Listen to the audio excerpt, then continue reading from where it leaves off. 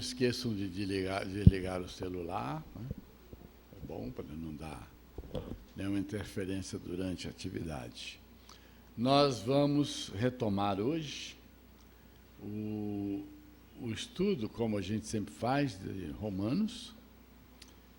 Hoje é capítulo 5, de 12 a 21, como vocês estão vendo aí. E nós teremos hoje uma palestra com o nosso companheiro Dr. Ricardo César, que vai ser fora daquela programação que a gente faz junto lá com os temas da mocidade e da infância. Porque ele escolheu hoje e ele prefere fazer um tema que ele gosta, que vai ser muito bom para todos nós, que não é dentro daquela sequência. Ele vai nos fazer uma palestra sobre a candeia e o alqueire. Então, vamos prestar atenção. A Débora vai ler a página e fazer a prece. Nós, antigamente, fazíamos primeiro o Novo Testamento e depois a página. Então, nós invertemos de novo. E aí, então, depois que ela fizer a página e a prece, ato contínuo, eu vou fazer esse texto e ele vai fazer a palestra para nós. Sejam todos bem-vindos e fiquem como se estivessem bem na casa de vocês, à vontade, e que o aprendizado seja muito bom para todos nós.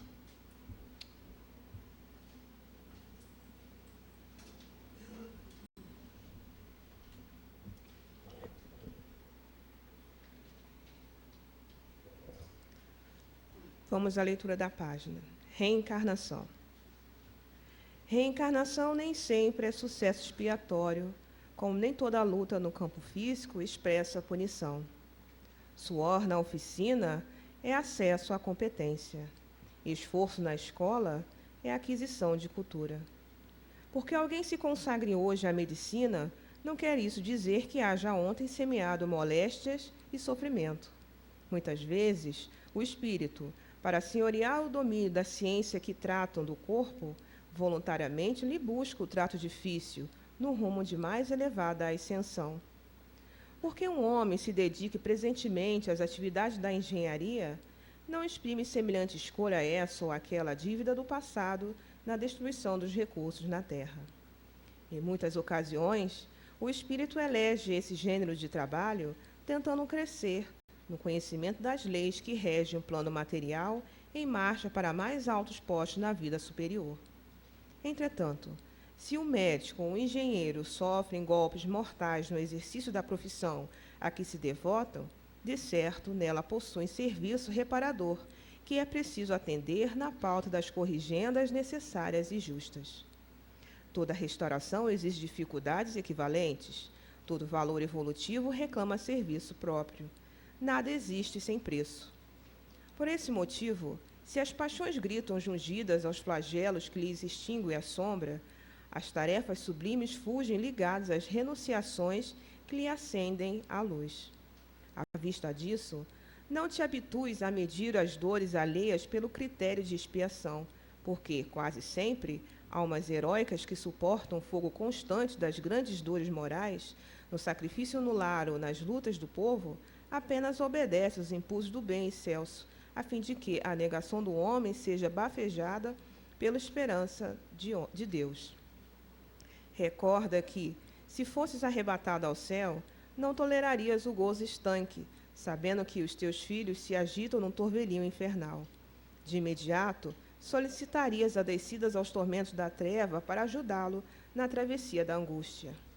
Lembra-te disso e compreenderás, por fim, a grandeza do Cristo que, sem débito algum, condicionou-se às nossas deficiências, aceitando, para ajudar-nos, a cruz dos ladrões, para que todos consigamos, na glória do seu amor, soerguer-nos da morte no erro a bênção da vida eterna.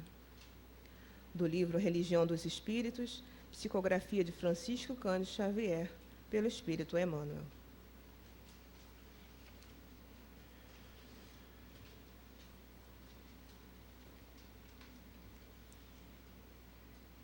Deus Pai, de infinita misericórdia e bondade, Jesus, mestre e amigo, nós te pedimos, Senhor, neste momento, através dos bons amigos espirituais que estão aqui conosco, em nome da nossa mentora espiritual, Joana de Ângeles, que abençoe nosso domingo, nosso momento de reflexão em torno do seu Evangelho. Que esses momentos que estamos aqui, que possamos aproveitar, orando pelos desencarnados, tendo bons pensamentos, fazendo uma reflexão das nossas vidas. Que os nossos pensamentos possam ser voltados para todos os nossos entes queridos que estão nos nossos lares, que eles possam sentir as nossas vibrações de paz e de harmonia. Fique conosco, Senhor, neste domingo, abençoe nosso querido palestrante e que ele possa sentir todas as bênçãos nesse momento. Obrigada, Senhor, que assim seja.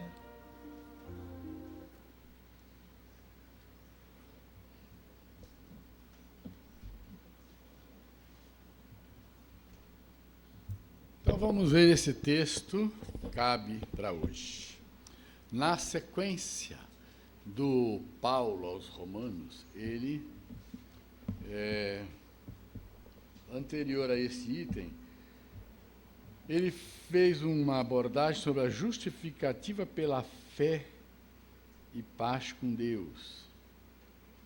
Então ele veio fazendo várias abordagens mostrando como é que o homem se justificava diante de Deus. Obviamente que para mim me justificar diante de Deus, eu tenho que estar fazendo as coisas certas. Como é que eu me justifico perante Deus? Eu me justifico perante a minha consciência. Não é perante uma estátua, nem nada disso. Então, quando qualquer um quiser se justificar diante de Deus, ele vai fazer uma autoanálise, vai ver como ele anda, como está o comportamento dele, e aí ele vai se justificar. Aí entra esse item, Adão e Cristo. Portanto, assim como por um só homem entrou o pecado no mundo, e pelo pecado a morte, assim também a morte passou a todos os homens, porque todos pecaram. Porque até o regime da lei havia pecado no mundo. Mas o pecado não é levado em conta quando não há lei. Entretanto, reinou a morte desde Adão até Moisés, mesmo sobre aqueles que não pecaram, à semelhança da transgressão de Adão, o qual prefigurava aquele que havia de vir. Todavia não é assim o dom gratuito como a ofensa, porque se pela ofensa de um só morreram muitos, muito mais graça de Deus e o dom pela graça de um só homem, Jesus Cristo, foram abundantes sobre muitos. O dom, entretanto, não é como no caso em que somente um pecou, porque o julgamento deriva de uma só ofensa para a condenação. Mas a graça transcorre de muitas ofensas para a justificação. Se pela ofensa... Porque como pela desobediência de um só homem muitos se tornaram pecadores, assim também por meio da obediência de um só muitos se tornaram justos. Sobreveio a lei para que avultasse a ofensa, mas onde abundou o pecado, superabunda a graça. A fim de que, como o pecado reinou pela morte, assim também reinasse a graça pela justiça para a vida eterna, mediante Jesus Cristo, nosso Senhor. Se vocês observarem bem, aqui o Paulo, ele dá uma ênfase à questão do pecado e do perdão dos pecados. Ele diz que, quando não tinha lei, o pecado não era computado. Se nós formos hoje avaliar as nossas leis, fora das leis divinas, as leis humanas, nós vamos ver o indígena considerado o quê? Criança. Ele não tem responsabilidade civil. Nós que somos aqui da suposta civilização, temos responsabilidade civil. Então, os nossos atos têm um peso, do indígena tem outro. O que ele quer dizer aqui é que na época de Adão, que antes de Adão não tinha lei. Claro que tinha lei. A lei de Deus sempre existiu. O homem não tinha esclarecimento. Então, o peso de um débito, onde não há esclarecimento, é menor do que onde há. A lei de Deus está gravada na nossa consciência, então, se eu sei que fazer uma coisa é contra a lei de Deus e faço, pesa mais do que eu que não sei, não conheço a lei de Deus e faço. Então, a coisa funciona assim. Nos Estados Unidos, uma criança de 8 anos pode ir presa por um crime. Aqui, não vai. Por quê? A lei dos homens. A lei de Deus está na nossa consciência. E, em todas as épocas, a lei de Deus funcionou. Em todos os tempos da nossa vida física aqui, desde que a gente nasce até morrer, a lei de Deus funciona. Nós estamos em curso na lei. Então, se um indivíduo que ainda não está apto, de acordo com a lei humana, comete um crime transgredindo a lei de Deus, aquilo vai ficar computado para ele como transgressão perante a lei de Deus. E botem na cabeça uma coisa: Jesus não morreu na cruz para salvar a humanidade. Jesus morreu na cruz por causa da nossa maldade. E ele não nos redimiu dos pecados. Os pecados que valem depois de Jesus, valiam antes de Jesus, antes de Adão, sempre valeram. E nenhuma graça Deus nos dá sem que haja o justo merecimento. Então, de tudo isso aqui, é essa análise que nós temos que fazer. Deus não dá nada de graça a você. Você tem que conquistar. Ele criou leis. Então, a lei da reencarnação é uma bênção, o espírito evolui mais depressa. Mas tem um peso. Se você não fizer nada, sua reencarnação é quase uma nulidade. Então, aqui você aprende a valorizar a reencarnação. Se você aprende a valorizar a reencarnação e não faz o bem, e não dá passos maiores, você está contrariando as leis de Deus, porque você já sabe que existe a reencarnação. Pelo fato de você saber que existe a reencarnação, não use aquele velho chavão. Ah, nas outras reencarnações eu faço o resto. Que isso é um pecado. É um erro grave. Faça agora, melhore agora, trabalhe-se agora, renove-se hoje. Então, essa maneira do Paulo colocar era a maneira daqueles tempos onde o homem tinha uma cultura até um certo ponto. Então, a segunda grande revelação que Jesus trouxe ainda ficou velada em muitos sentidos. Agora, com o Espiritismo não está velada, não. Então, o espírita não tem desculpa. E Paulo, aqui no começo da Epístola ao Romano, ele dizia assim: os judeus são indesculpáveis. Eu trabalhei bastante isso aqui quando começou Paulo ao Romano. Hoje eu digo, os espíritas são indesculpáveis. Presta atenção, nós somos indesculpáveis. Não tem desculpa, você já sabe, você conhece. Não espere salvação pela graça. Espere pela renovação que a transformação promove. Aí sim, nós vamos aproveitar a reencarnação e vamos conquistar aquilo que nós precisamos conquistar. E Adão não foi o primeiro homem criado do barro. Isso é uma colocação lá do Antigo Testamento. Os homens surgiram em vários pontos da Terra, em épocas diferentes. A ideia de que veio do barro é uma colocação de Moisés. Deus não soprou Adão para ele ter vida. Nós já tivemos aqui seminários sobre isso. A evolução se dá através das reencarnações e por milhões e milhões de anos. Então vamos ouvir o nosso companheiro Ricardo. Pode subir no trono. Ó, tem uma aguinha aqui para você, tá bom? Oi? Apagar onde? Aqui. Então deixa. Então vamos lá. Tá, pode fechar. Tá bom. Bom dia a todos. Antes de iniciar, eu gostaria de dizer da minha alegria, da minha gratidão de estar aqui hoje a convite do meu grande amigo João, da sua esposa, Alcione, para falar com vocês.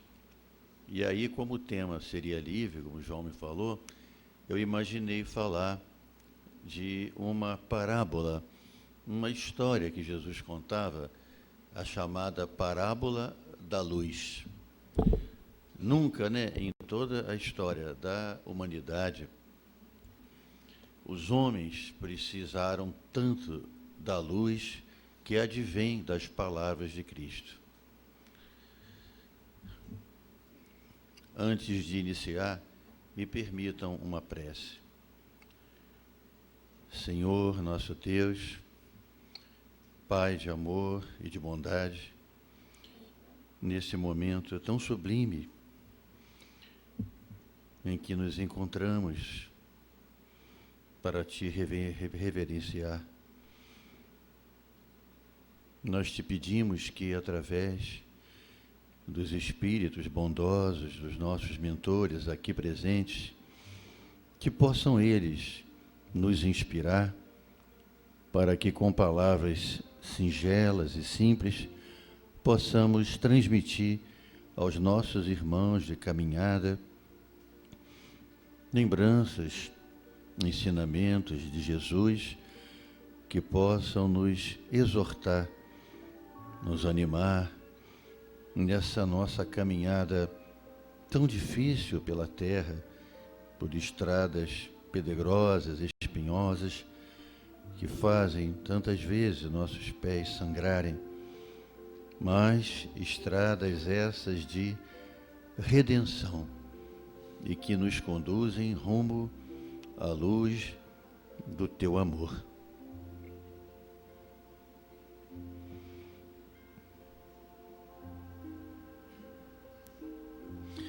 O tema da nossa palestra corresponde a uma parábola.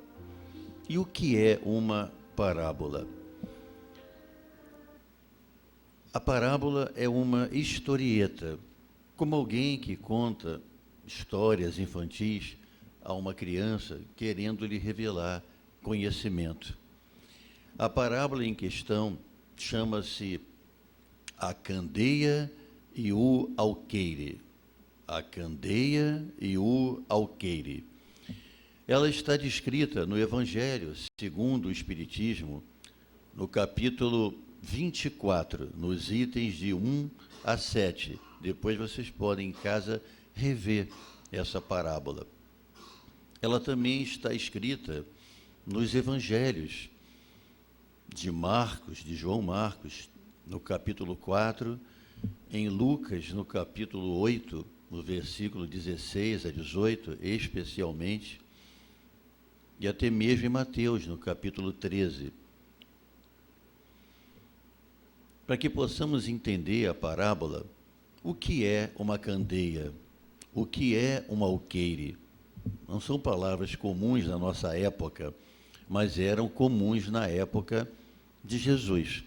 A candeia era uma lamparina primitiva, era a luz que iluminava as residências dos locais públicos na época de Cristo.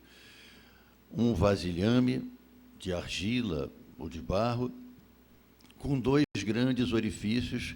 Em um colocava-se o azeite de oliva, no outro colocava-se um pavio, feito de uma planta têxtil chamada cânhamo de 2 a 3 metros de altura, conhecida como cannabis sativa. Pois bem, dentro dessa candeia, uma pedra era atritada sobre a outra, ou assim uma madeira com a outra, produzindo o fogo que acendia o pavio. E aquela candeia que iluminava as residências acendia muitas outras candeias. O que é um alqueire? Um alqueire era um vaso antigo, um vasilhame, uma bolsa, que coletava tanto líquidos como coletava grãos. Sim, como se fosse um vaso, né? Um recipiente. E o candeeiro ou velador era uma protuberância que era colocada no alto das residências, no local mais alto, aonde a candeia, que tinha uma alça, era colocada para que pudesse iluminar o ambiente. Então, temos a candeia, que era como uma lamparina antiga, o alqueire, que é como se fosse um vaso, um recipiente, e o velador, ou candeeiro, que era uma protuberância que ficava ao alto, onde se pendurava essa candeia. Estamos transcrevendo essas informações para que nós possamos entender a parábola. Bom, pelos estudos espíritas, principalmente de Caibar Schutel, ele nos mostra que Jesus nos deixou muitas lições, aliás, muito mais do que aquelas que nós conseguimos ter acesso. João Evangelista, por exemplo, escreveu que, se fôssemos transformar em livro todos os ensinamentos, todas as informações que Jesus nos trouxe, esses livros não seriam, a terra inteira não seria capaz de abrigar todos esses livros. Tais foram os dias vividos e os ensinamentos que ele nos trouxe. Mas ele nos deixou 7 sermões, 4 encarnados e 3 sermões desencarnados. Os sermões eram palestras, eram ensinamentos mais profundos. Temos o Sermão da Montanha, o primeiro grande sermão, maravilhoso, depois o sermão profético, a seguir o sermão do cenáculo, quando ele se despedia, um pouco antes de ser aprisionado, e o sermão dos 8 ais. Temos também 3 sermões que foram pronunciados em espírito, após o seu desencarne. Enquanto Jesus esteve na terra, entre os homens, foram 3 anos de sua caminhada, o que nós chamamos do messianato. O que é o messianato? Corresponde aos ensinamentos que o Mestre trouxe para a humanidade. A chamada segunda revelação, a lei do amor. O primeiro ano de Jesus na Terra foi muito especial. Ele conduzia os homens como realmente o pastor conduz o seu rebanho. Contava palavras, contava as parábolas, eram historietas, eram histórias quase que infantis. Porém, em cada historieta dessa, em cada parábola, havia um profundo conteúdo moral. 35 parábolas Jesus deixou na sua passagem entre nós. O primeiro ano do messianato, Jesus caminhava entre os homens com palavras simples e singelas, ensinando a boa nova. No segundo ano do seu messianato, Jesus empregava palavras mais sérias, mais profundas, trazendo o homem a um conhecimento de si mesmo, a busca do reino de Deus dentro dele e um chamamento à sua transformação. E o terceiro ano, não chegou a completar o terceiro ano do seu messianato, Jesus, então, com o seu exemplo na cruz, e antes disso, ele então exemplifica tudo aquilo que ele havia ensinado. Então, essa parábola, ela é muito especial. É a candeia e o alqueire. É conhecida como a parábola da luz, a parábola da autoiluminação, a parábola da verdade.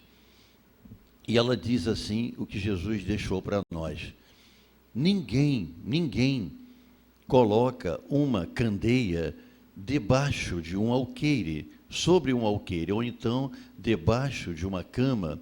Ao contrário, coloca-se a candeia ao alto, sobre um velador, para que as pessoas que estejam nesse ambiente recebam a luz, e também para aquelas pessoas que adentrem ao mesmo ambiente possam também ver a luz, porque não há nada de secreto que não seja revelado, nada de oculto que no futuro seja exposto, não seja exposto publicamente.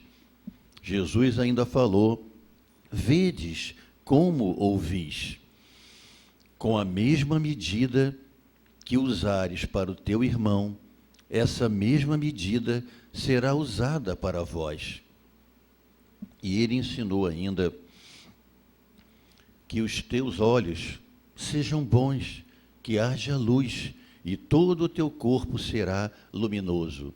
Ou os teus olhos sejam maus, e todo o teu corpo será tenebroso. Ensinou a gente: vós sois a luz do mundo. Né? É como se nós todos fôssemos pequenas candeias. Diante dessa parábola e dessas palavras, ele ainda dizia: aquele que muito tem, mais ainda lhe será acrescentado, e aquele que nada tem, mesmo que acha que tem, lhe será tirado. Claro que essa afirmativa, para nós, parece uma contradição. E então nós nos perguntamos: mas como assim? Aquele que muito tem receberá mais, e aquele que nada tem, ainda o que tem, lhe será tirado? Sim, palavras de Jesus. Só que em alegoria, em figuras, né, alegóricas, como Jesus costumava dizer, ele se referia não ao mal, mas ao bem. Ou seja, aquele que tem compaixão, aquele que compartilha o conhecimento, que foi o que ele ensinou: dividir aquilo que recebeis sem ônus, aquilo que recebeis de graça deves distribuir. E aí, o que Jesus quis dizer, na parábola da candeia, da luz, é que essa parábola, o que ela representa é a simbologia de transmissão do conhecimento. Como transmitir o conhecimento? Quando conhecemos a verdade divina, as leis de Deus, através da doutrina espírita e das obras, né, que em torno da doutrina, que são tão belas, a partir do momento em que sabemos essa verdade, em que sentimos essa verdade no nosso coração e também vivenciamos essa verdade, né? São 3 etapas. Temos que transmitir esse conhecimento aos nossos irmãos, como João faz diariamente há tantos anos para vocês. Então, essa transmissão de conhecimento é caridade, é uma das formas de caridade.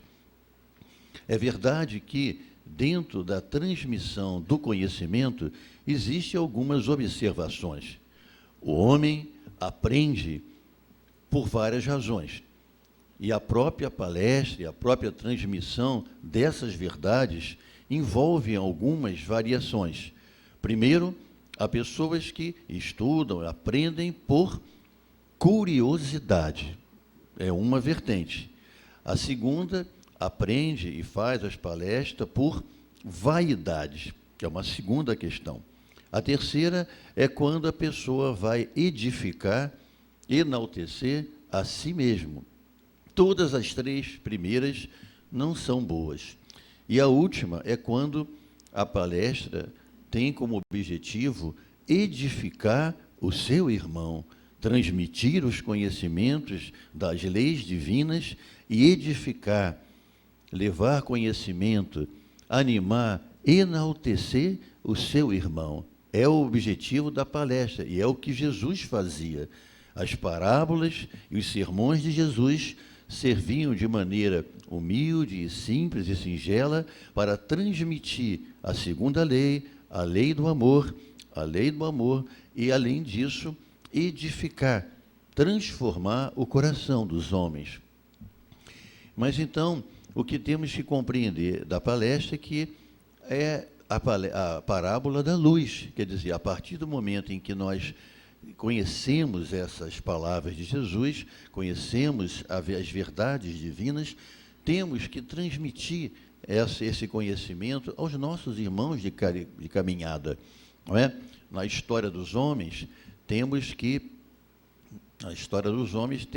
Jesus, não só ele foi a maior candeia, a maior luz que chegou na Terra. A sua presença na Terra dividiu a história da humanidade em antes e depois dele. Observamos que os grandes conquistadores, os homens da guerra, os homens belicosos que tanta destruição fizeram por causa de poder, eles viraram pó, eles se dissiparam. As suas conquistas, a sua biografia, ainda existem alguns livros, mas as palavras de Jesus não viraram pó, se transformaram em luz. E apesar de terem passado mais de 2000 anos, essas palavras ainda vivem entre nós, ainda iluminam a humanidade, ainda hoje. Uma candeia é capaz de iluminar muitas outras candeias. Uma vela apagada nada significa, mas acesa pode acender inúmeras outras velas e iluminar a todos. Esse foi o pensamento de Jesus ao referir-se a essa parábola. Na verdade, não é? O alqueire é uma palavra que vem de alcail, é uma origem árabe. Na época, os árabes usavam bolsas, não é? Que colocavam sobre o dorso dos animais, levando uma quantidade de grãos que eles fossem capazes de transportar. Daí a palavra alqueire, alcail. E os romanos, né, também muito ligados ao comércio da época, usaram uma outra palavra chamada módio. Então, o módio romano equivaleria ao alqueire hebreu. E é interessante que, quando os animais levavam essas cargas de grãos, especialmente, ao chegar ao seu destino, esses grãos eram distribuídos em grandes extensões de terra. E aí o alqueire, que era bolsas ou recipientes, se transformava numa alqueire de terra, como hoje ainda conhecemos, não é? Em Portugal, por exemplo, um alqueire corresponde a quase 14 litros, 13,8 litros, mas na época eram quase 25 quilômetros quadrados. Imagina, era como se fosse um quadrado de 5 quilômetros por 5 quilômetros. Era uma extensão imensa de terra. E aí aqueles grãos eram semeados nessa terra e o alqueire, que era de grão, se transformava em alqueire de terra. Interessante, né? Era a época, né, os preceitos da época. Então, vemos que essas parábolas de Jesus trazem realmente para nós ensinamentos, né? Trazem uma compreensão das suas leis divinas. Temos também, para relembrar, que ele falava por parábolas, e os discípulos, num determinado momento, Filipe, cada apóstolo tinha uma característica muito interessante, né? Jesus espalhou as suas ideias nesses 3 anos e utilizou-se dos seus 12 apóstolos, depois 13, né? Porque quando Judas se suicidou, Matias, que era Zaqueu, assume o seu lugar, escolhido por Pedro. E aí ele utilizou os 13 apóstolos e 70 discípulos. É comum a gente confundir o que era apóstolo com o que era discípulo, mas eram coisas diferentes. Os apóstolos significam os enviados, eram 13. Os discípulos significam os alunos, eram 70, né? Começando por Estevão, e depois Paulo de Tarso, e depois Lucas, e Tito, e Silas, Josué e Zacarias, levaram a palavra de Cristo até Nazaré, enfim, José Barsabás. eram homens que viviam ao entorno de Cristo, mais afastados, mas que foram muito importantes, e que um dia Jesus reúne esses 70 e envia 2 a 2 a distribuir a boa nova e espalhar a sua mensagem. Então, vemos que, na época de Cristo, já havia mais de 400 anos de escravidão do povo de Israel. Eles aguardavam pela chegada do Messias, o ungido, o prometido. Naquela época, hoje vemos com tristeza a Palestina reduzida a um espaço muito pequeno, Israel, a faixa de Gaza e a Cisjordânia.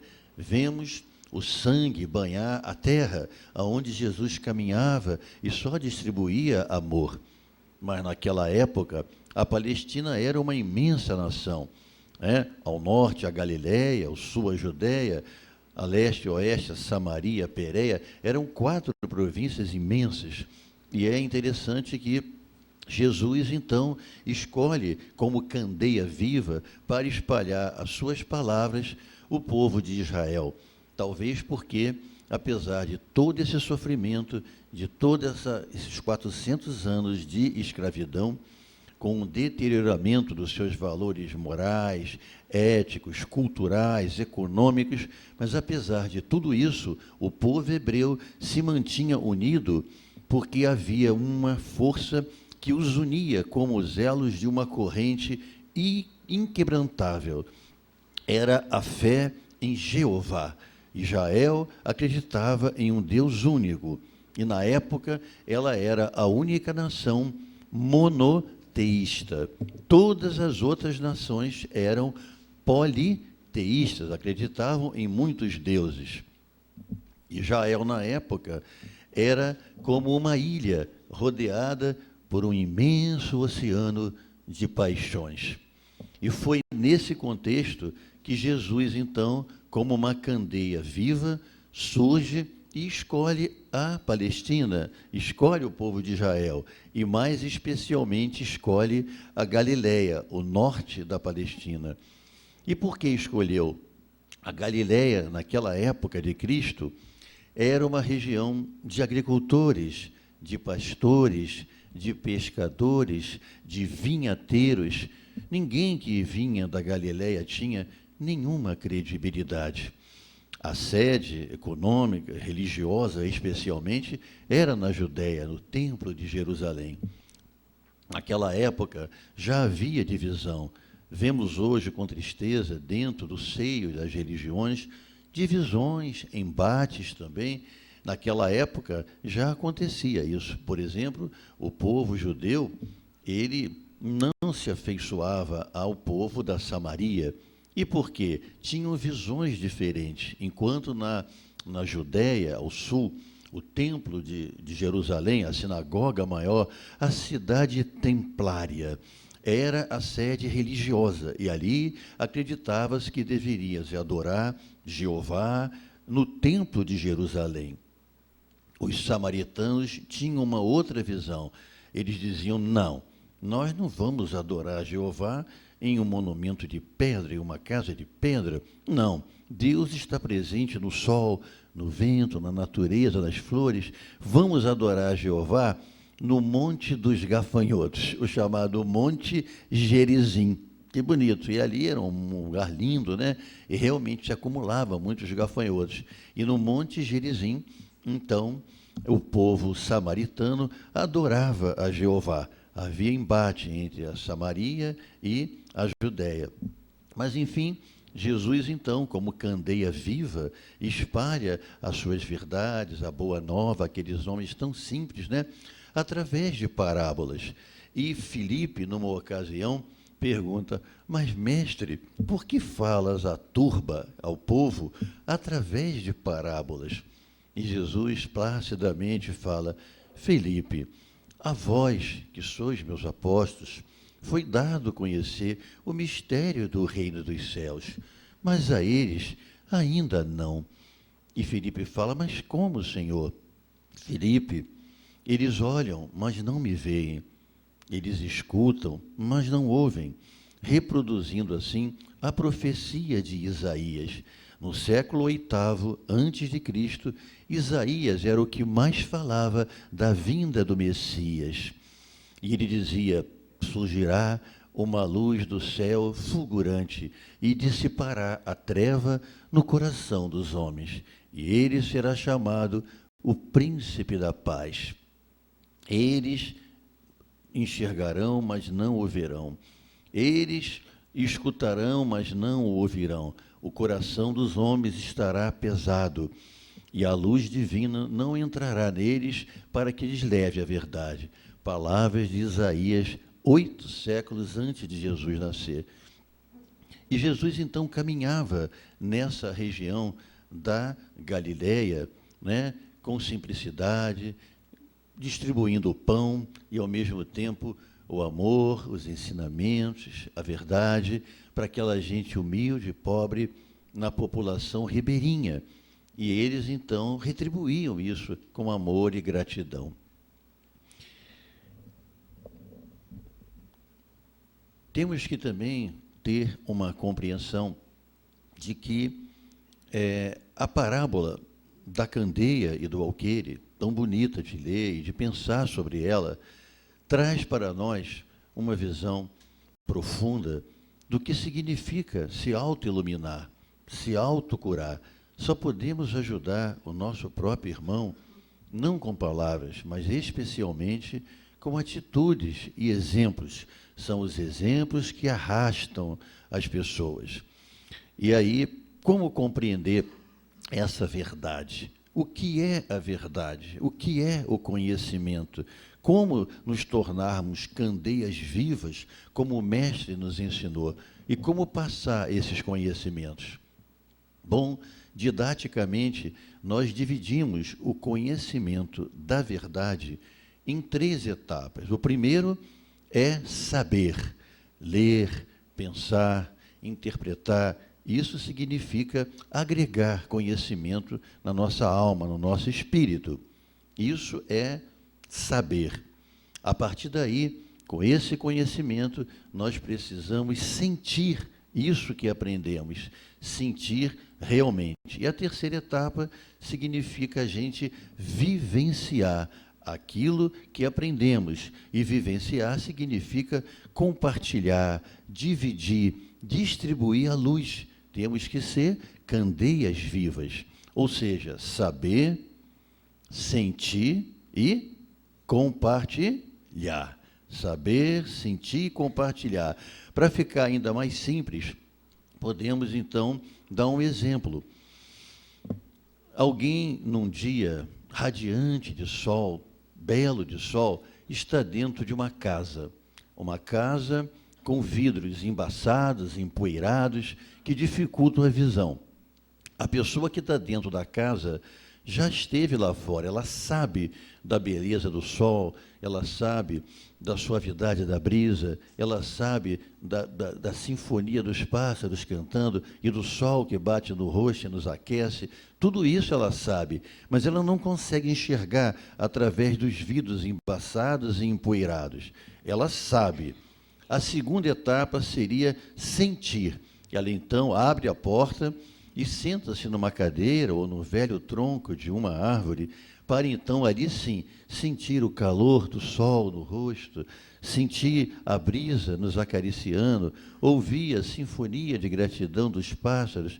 Que coisa linda! Então, ela está sentindo aquilo que ela sabia. E, a partir dali, ela chama mais alguém para sentar-se também no tronco da árvore. E, a partir dali, ela vivenciar, ela ensinar, ela transmitir todos esses momentos de felicidade. Compreenderam? Saber, sentir e vivenciar. Isso significa os pilares do conhecimento, os pilares da transmissão, da simbologia do conhecimento. Por falar em sol, e como estamos aqui com Joana de antes, né, João? Me ocorreu agora uma lembrança, que num determinado momento, me lembrei agora, um determinado momento, Jesus, preocupado com a Terra, com o orbe terrestre, que ele mesmo criou e trouxe os primeiros espíritos para aqui. Antes até da Terra ser um mundo primitivo, Antes disso, a Terra era uma bola de fogo, né? Inconcebível a vida na Terra durante um longo tempo, até o resfriamento. E já existiam espíritos aqui, chamado mundo de transição.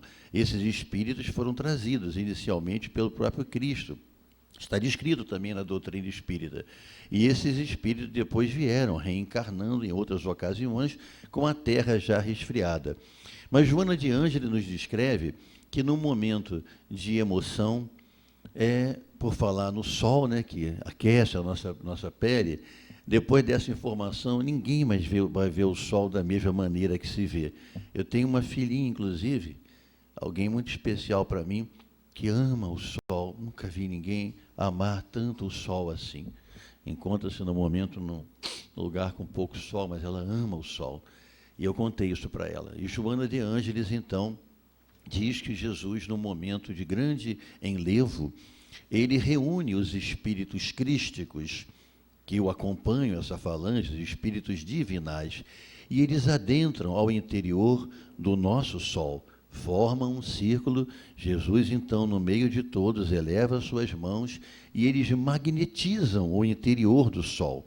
Magnetizam o interior do sol, para que agora o calor do sol que recebemos na face, tão ameno, tão agradável, traga também o magnetismo do Cristo e dos espíritos crísticos para nós. Assim, ninguém mais pode dizer: eu não sou querido, eu não sou amado, ninguém me quer, ninguém está comigo. Pois saibam que dia após dia, minuto após minuto, todas as manhãs, o calor do sol que traz energia e vida, traz também o amor de Jesus para nós, em nossa face, traz o magnetismo desses espíritos crísticos para nós, né?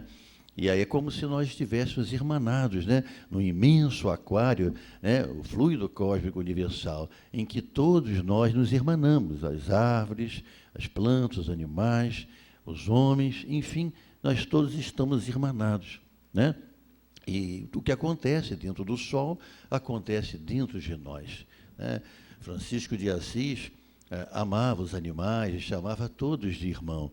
Irmão sol, irmã lua, irmã borboleta, irmã riacho, tudo era irmão para Francisco de Assis, né? Todo mundo tem um tempo para poder descobrir as verdades, mas como o João estava falando, tem que haver um esforço pessoal de ler, de se autotransformar, de procurar essa verdade dentro de nós. Francisco de Assis foi a reencarnação de João Evangelista, com certeza. E aí você vê que João Evangelista ficou 23 anos ao lado de Maria na casa da montanha, onde Maria viveu os últimos 23 anos em caridade, em amor, recebendo aquela legião de pessoas no alto da montanha. E João ficou 23 anos ali pregando em Éfeso. O tempo passou e nasce Francesco Bernardone. E ele era um rapaz alegre, feliz, nas ruas de Assis. Passaram-se exatamente, eu tive pensando sobre isso, 23 anos, para que ele então despertasse, né, e após a guerra ele passasse a ser Francisco de Assis, amando as flores, os animais, e estudando há pouco tempo a física quântica. A gente vê a sabedoria de Francisco de Assis. Interessante, modernamente a gente sabe os elementos químicos, a química e a física, ela se transformou completamente, principalmente a física quântica. E quando um próton se transforma em nêutron, ou um nêutron se transforma em próton, é liberada uma energia chamada de neutrino. O neutrino é a partícula mais rápida do universo, é capaz de dar a volta no universo sem a gente perceber. E por incrível que pareça, eu estive pensando, existe neutrino dentro do Sol, que nos ilumina, e neutrino dentro de nós. É como se tivesse uma ligação realmente do Sol conosco. O que Francisco de Assis falava, ele estava coberto de razão. Então, vemos que nessas parábolas a necessidade de compartilhar, a necessidade de também ver sempre o bem, sempre a bondade, a luz, mesmo nas situações mais difíceis da vida. mesmo nos nossos momentos de mais tristeza, de mais sofrimento, de mais dor, por incrível que pareça, a justiça divina e o pensamento divino nos acompanha, já que somos espíritos imortais. Nascer, viver, morrer e renascer novamente. Essa é a lei. Dentro de nossos momentos difíceis, em todo o bem, em todo o mal, sempre há um bem. Conta uma historieta também, que eu me lembro, descrita no livro de Paulo Alves Godoy, da FESP de São Paulo. São passagens de Jesus que não constam na Bíblia. A doutrina espírita, especialmente através de Humberto de Campos, enfim, de tantos autores, né? Amélia Rodrigues é maravilhosa, trazem para nós essas lembranças, essas passagens que Jesus deixou. Me ocorreu agora uma lembrança. Paulo Godoy, no seu livro, Estudos sobre os Sermões de Cristo, é um autor espírita, muito respeitado na FESP, em São Paulo. Ele descreve uma passagem que era uma tarde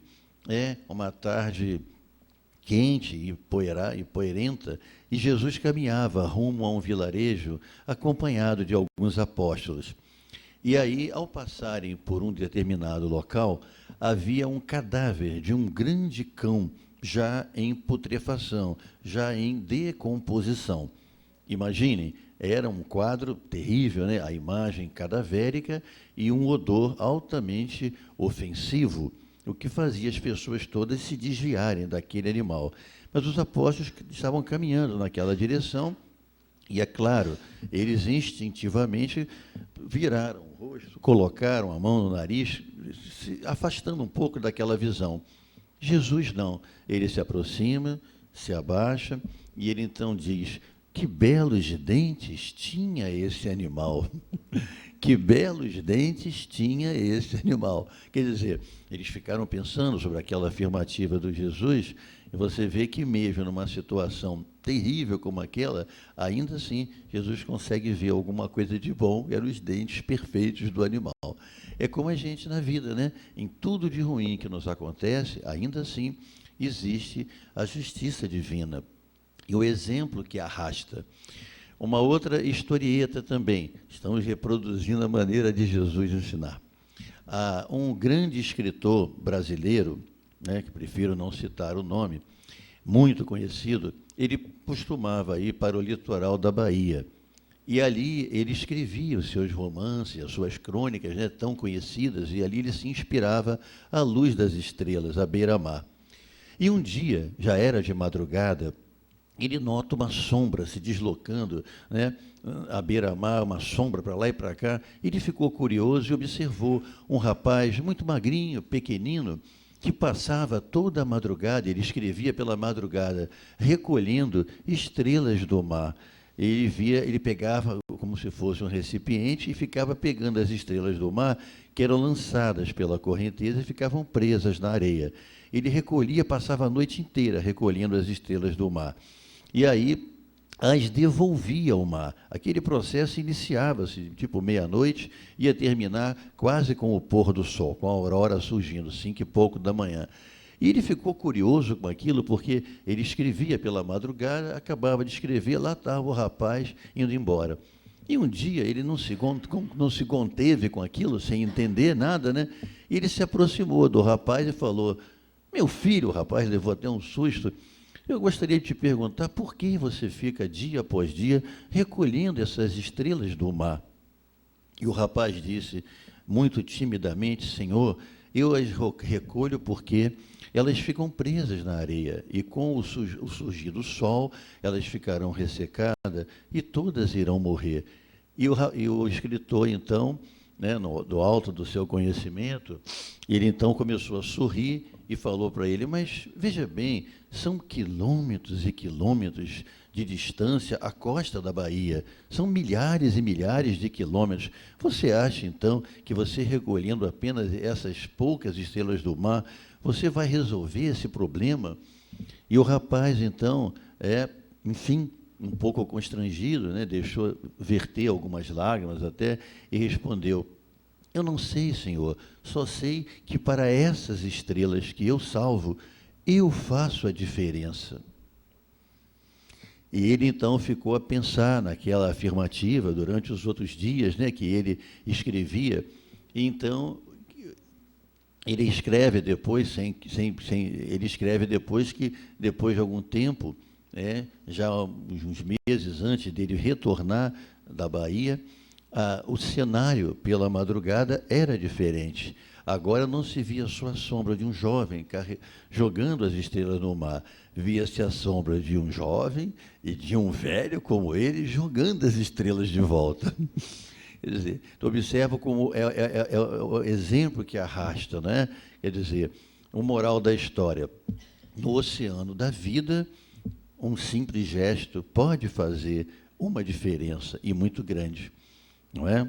A Madre Teresa de Calcutá também falava isso. Ela dizia, às vezes parece que o que fazemos de tão simples e tão pequenino é como se fosse uma gota de água no oceano da vida.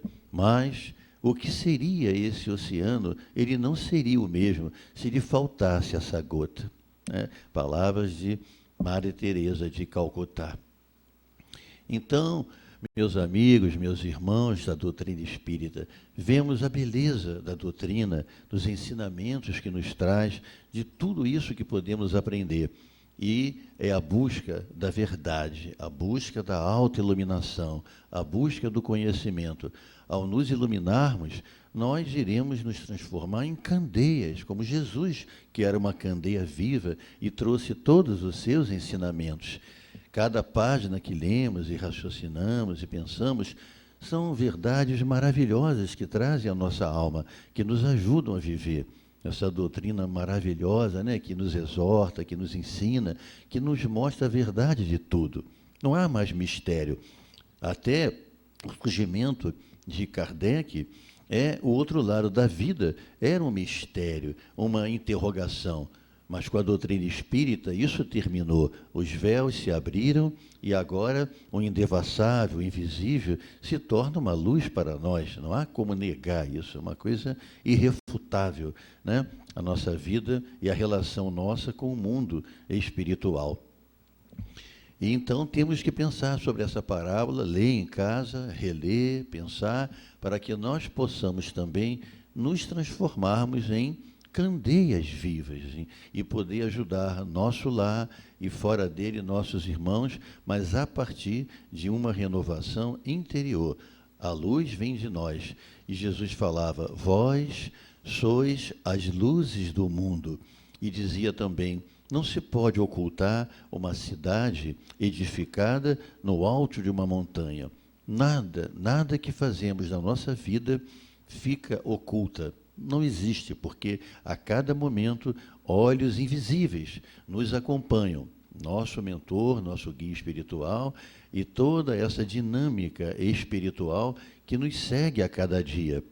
Quando Kardec construía ainda o Livro dos Espíritos, nem se chamava ainda Livro dos Espíritos, ele perguntou, mas existem espíritos? Kardec perguntava.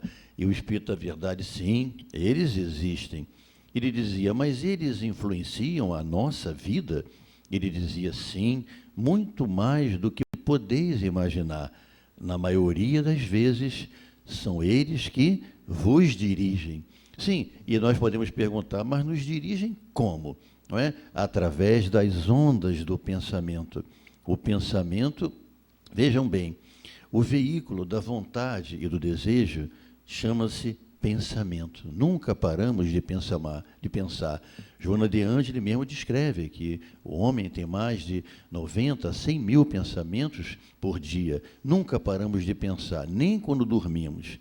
Os animais são diferentes de nós, exatamente nesse sentido, porque eles pensam. O pensamento é alternativo, o homem não. Então, quer dizer, esses pensamentos reunidos formam fluidos, né? E esses fluidos transmitem ondas eletromagnéticas. Nós transmitimos nossas energias de que maneira? Com a imposição das mãos, com o sopro, com a nossa palavra, com o nosso pensamento. Tudo isso são ondas de pensamento. Ondas eletromagnéticas longas, bons pensamentos. ondas eletromagnéticas curtas, de comprimento de onda curta, maus pensamentos. Então, há uma dinâmica diária na nossa vida entre os seres que estão desencarnados e nos afinizam conosco e os que não se afinizam e os nossos pensamentos. São ondas que vão e ondas que vêm. Como Jesus falou na palavra, não há nada de oculto que não seja revelado, nada de secreto que não seja, algum dia, exposto publicamente. Com a mesma medida que medires, também assim serás medido. Palavras de Jesus. Quer dizer, é a lei de causa e efeito, não é? A lei da harmonia divina. Tudo o que fazemos, nós receberemos. Né? E para finalizar a nossa palestra, está quase na hora, se falta 1 minuto, eu vou então relembrar, uma das mensagens principais de Jesus, que vamos terminar com o Sermão da Montanha. Acho tão lindo lembrar Jesus, né, e seus sermões. O primeiro sermão da montanha, o primeiro sermão foi o Sermão da Montanha. As palavras que ele trouxe para nós, que Mahatma Gandhi, o libertador da Índia, um pouco antes de ser assassinado, ele falou: ainda que se destruísse o Torá, ainda que se apagasse todas as escrituras, se alguém fosse capaz de salvar o Sermão da Montanha, nada estaria perdido. Tal a beleza do sermão. O Sermão da Montanha corresponde ao Código do Monte, a um estatuto da nova era. É um elixir de esperança para os homens, para a sua renovação. E aí descreve Amélia Rodrigues: após 30 anos de espera, finalmente o dia chegou. O pastor se levanta para conduzir o seu rebanho pelas estradas da vida. Enfrenta os rudes tratos da terra, enfrenta estradas espinhosas, atravessa abismos de dores e tristezas, mas essa era a sua missão. E nesse dia grandioso, todo o povo aguardava pelo profeta, não é? Jesus, então, amava aquele lugar. Era o Monte Curumhatim, na linguagem da época, o Monte das Oliveiras. Eram flores multicoloridas, os tamarineiros em flor, né? Jesus, perfume das azaleias. Ali ele profere o seu primeiro sermão, ainda encarnado, e o último sermão desencarnado, quando faz o sermão para os 500 da Galileia, na presença dos 500 cristãos. Enfim, naquele dia, na véspera do Sermão da Montanha, Jesus estava iniciando o seu messianato.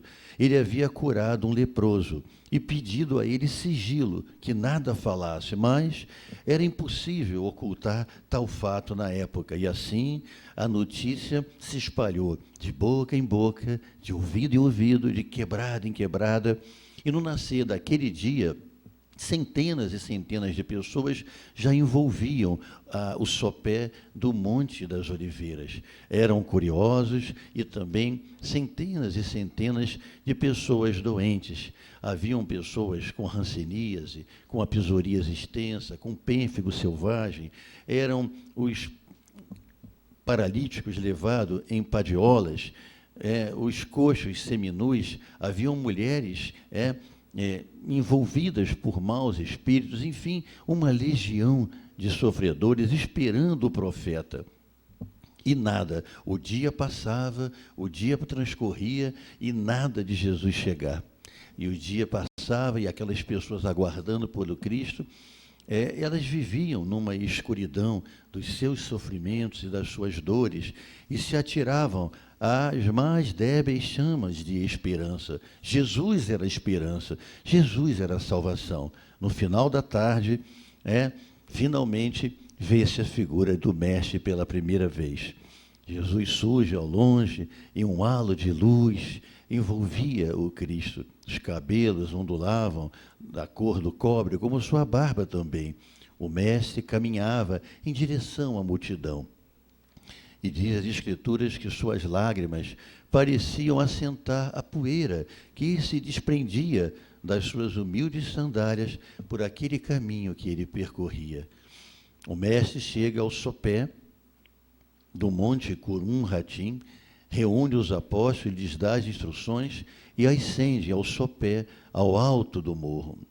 E lá no alto do Monte das Oliveiras, Jesus fita aquela multidão pela primeira vez e ali então, após olhar para o céu, ele diz: bem-aventurados aqueles que choram, porque serão consolados. Bem-aventurados os que têm fome e sede de justiça, porque serão saciados. Bem-aventurados os mansos e pacíficos, porque herdarão a terra. Bem-aventurados os misericordiosos, porque receberão misericórdia. Bem-aventurados os pacificadores, porque serão chamados filhos de Deus.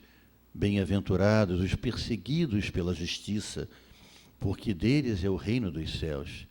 Bem-aventurados os pobres de espíritos, porque também deles é o reino dos céus. Bem-aventurados os puros de coração, porque eles verão ao Senhor. E terminou dizendo: bem-aventurados sereis todos vós, quando vos perseguirem, vos injuriarem por causa do meu nome.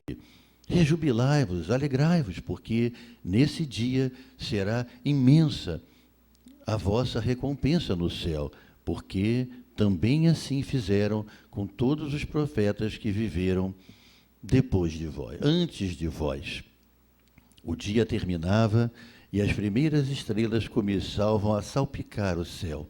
Soprava um vento forte do alto do Monte das Oliveiras. Naquele dia tão especial, a brisa da Palestina parecia ter se impregnado do amor e das palavras de Jesus. E ali penetrava todos os corações como um punhal de luz. E a partir dali, a mesma brisa iria se disseminar para todos os cantos da terra, levando a boa nova e a palavra de Deus para todos os homens. Muito obrigado.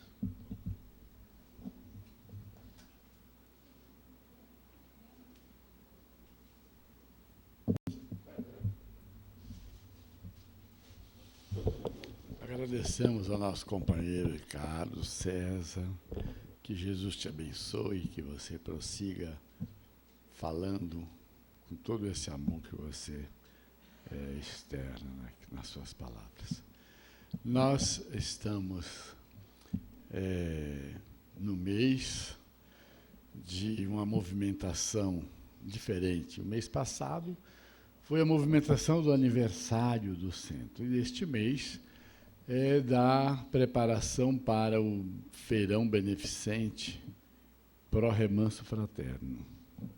Nós vamos colocar lá, como colocamos sempre numa mesinha, os cartazes, as filipetas com alguém anotando, para que vocês nos ajudem, que vocês acelerem aí essa cooperação que nós precisamos, distribuindo, levando os panfletos, tá bom? Alguns já fizeram a parte, mas temos muita coisa ainda para fazer. Domingo que vem é o feirão Pro Mansão do Caminho. E nós vamos participar, levando aquilo que sempre fazemos, que é o suco de laranja. Vai um grupo daqui lá para o Museu Militar em São Cristóvão. Vai também alguma coisa que a Ilda vai fazer rabanada, e nós vamos levar a rabanada pronta, num isopor térmico, e nós não vamos deixar de participar, porque nós já participamos desde o primeiro, há 28 anos atrás. Tá bom? Então, vamos todos nos movimentar para que essas atividades que nós fazemos, elas possam sempre alcançar o brilho, o êxito que sempre alcançaram, tá bem? Muito obrigado pela ajuda que vocês todos têm dado sempre nos eventos, e cada dia a gente precisa mais, tá bom? Agora vamos orar. Tá bom, tá bom.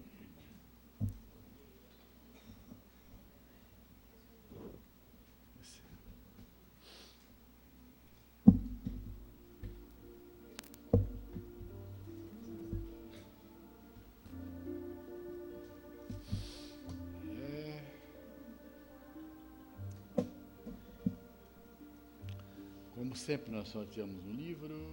75 ganhou. Tem aí? No papel 75, tem? Tá?